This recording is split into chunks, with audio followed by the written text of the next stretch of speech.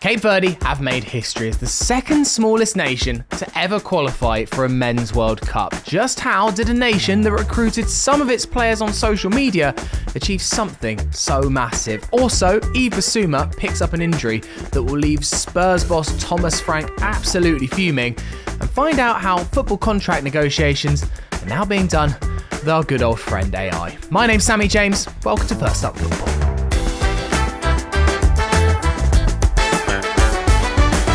First up, potentially the best story from qualification at the 2026 Men's World Cup so far, as the small island nation, or archipelago to use its posh name, of Cape Verde have sealed their place at next summer's tournament. Daylon Livramento gave the nation the lead against Eswatini in the second half. Their opponents are one of the lowest ranked sides in Africa, so a win for Cape Verde was expected, but after a goalless first half, things were getting a little bit shaky, but Daylon's goal eased the tension, and then Cape Verde went on to record a comfortable 3-0 victory. With just over 500,000 people living there, they're the second smallest nation by population to ever reach a Men's World Cup. They gained independence from Portugal in 1975, and they've been trying to qualify for World Cups since 2002. This was the sound of the Cape Verde dressing room celebrating this historic achievement.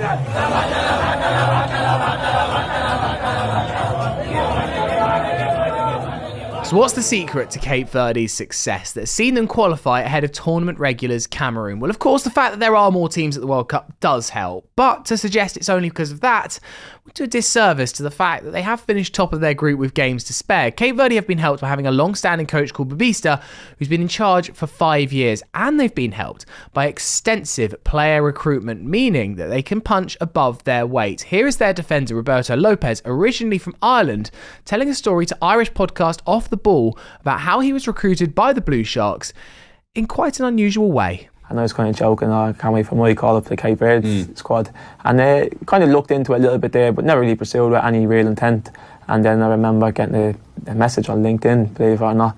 Yeah, Roberto was recruited for the Cape Verde squad on LinkedIn. Now he's off to a World Cup. Sometimes it does pay to check those message requests. Monday afternoon was designated as a national holiday so that citizens could watch the match, and I can imagine there'll be a few sore heads around all 10 of Cape Verde's islands this morning. Elsewhere in World Cup qualifying, Wales took on Belgium at the Cardiff City Stadium, and the Welsh national anthem sounded absolutely banging as per usual.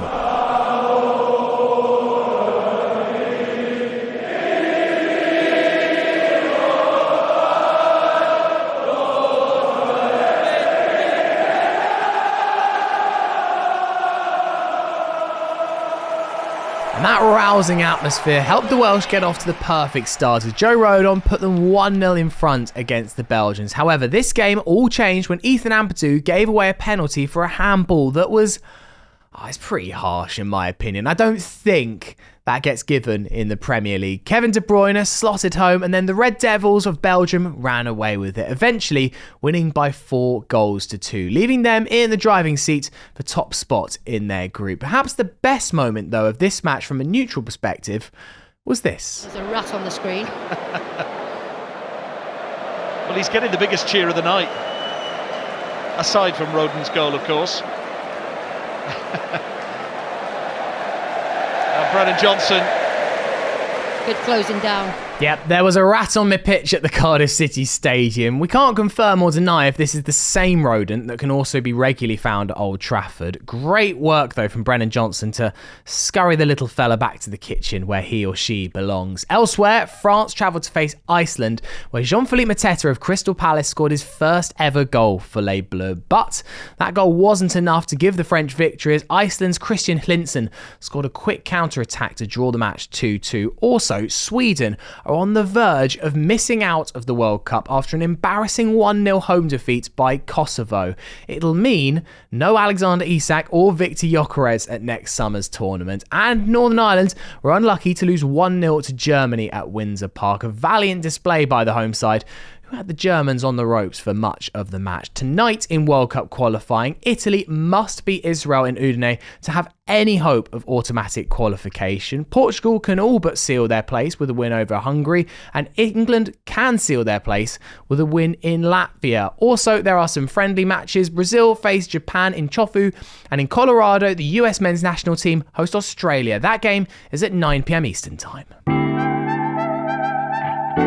Let's catch up with some of the day's other stories. First of all, a fresh injury blow for Arsenal as Martin Ødegaard's knee injury is expected to last longer than first expected. The Norwegian midfielder, who picked up the knock against West Ham, will now be out until the end of November. The BBC said that he'll miss a minimum of 9 games for the Gunners. And on the other side of North London, Spurs also have a new injury blow after Yves Bissouma was injured playing for Mali against Madagascar. Bissouma is yet to feature for Spurs this season. Because of a knee injury, he lasted just 20 seconds in this game before being tackled and then having to come off stretchered. Considering Mali were already out of contention to reach the World Cup, I'd be pretty livid if I was a Spurs fan or Spurs boss Thomas Frank. Why on earth was he allowed to play? Also in the news is a change to the Men's Champions League from 2027, as UEFA now want the opening night of the group stage to be a standalone game involving last year's champions at home. I mean,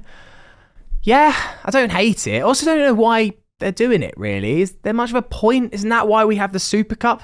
Give the winners a moment in the spotlight. Also, an interesting story out of League Two, as fans of Salford City, the club owned by Gary Neville and David Beckham, have voted to change the club's colours back to orange. Now, in 2014, the club was bought by the Class of 92 group, a selection of former Manchester United players, and the club at that point changed from orange to red. However, before their arrival, they had been orange for the 40 years that Salford existed. The club said that 77% of fans in a vote chose to reverse that decision, with the change set to take place next summer.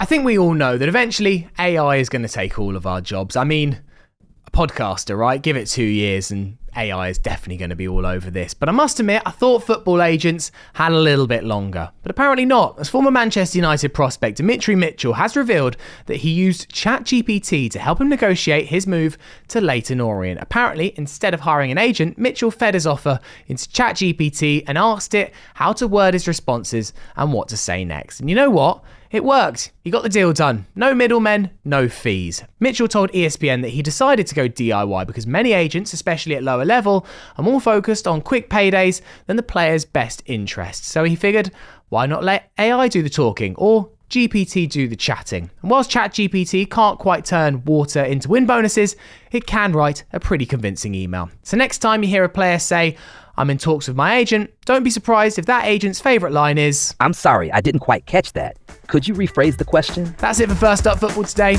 We'll be back tomorrow.